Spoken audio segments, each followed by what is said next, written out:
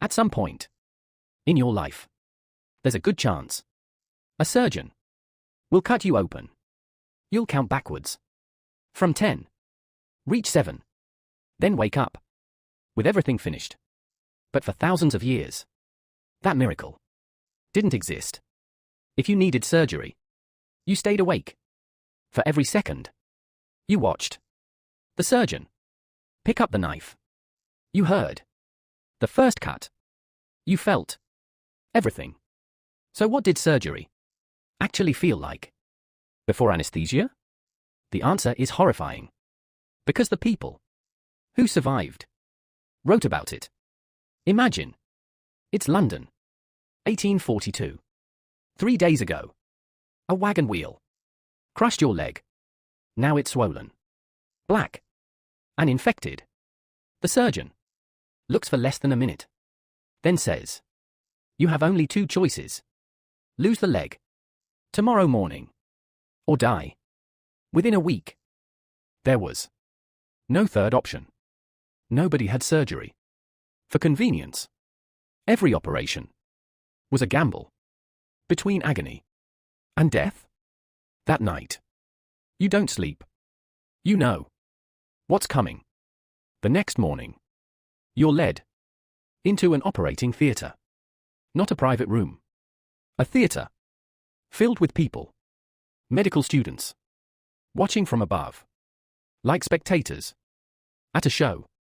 The table is made of wood, stained by countless patients.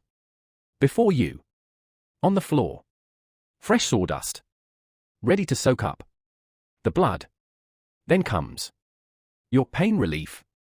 A glass of brandy, maybe a little opium, and a leather strap to bite.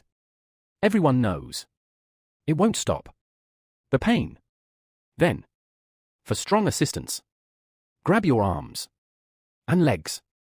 Not because you're a coward, because your body will try to escape the knife. Even if your mind agrees, the surgeon doesn't waste time. Speed is mercy. The first cut burns like fire. The second feels deeper. Then comes the saw. Survivors wrote they could hear their own bones being cut. Some fainted, only to wake up before it ended. Others screamed until they had no voice left. One woman, Fanny Burney, had a breast removed, completely awake. She later wrote, "I began a scream that lasted the whole operation." She said, years later, she could still hear it inside her mind. Another patient, George Wilson, remembered every sound, every movement. He said, the pain was unbearable.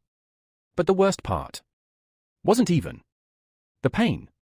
It was the terror, knowing the next cut was coming and being unable to stop it. Surgeons knew exactly how horrible it was. That's why the best surgeons were the fastest. One man, Robert Liston, could amputate a leg in under 3 minutes. Students timed him with pocket watches because every extra second meant more suffering. But surviving the operation was only half the battle. Doctors didn't know about germs. They used the same knives again and again without washing them. Blood-covered coats were worn like badges of experience. Many patients survived the knife only to die days later from infection. Then everything changed. October 1846.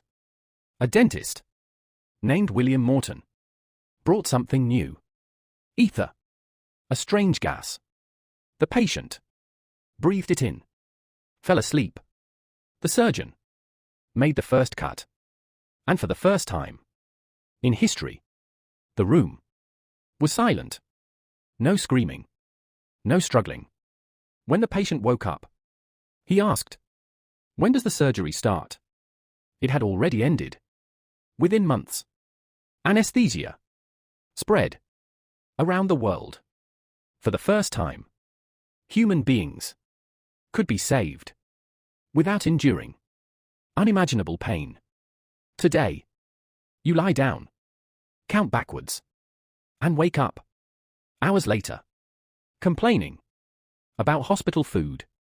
People who lived before anaesthesia would have called that the greatest miracle in medical history, because for thousands of years, being saved meant suffering beyond imagination, until one ordinary day, humanity finally learned how to make pain disappear. If you enjoyed this video, smash that like button, subscribe, and turn on notifications.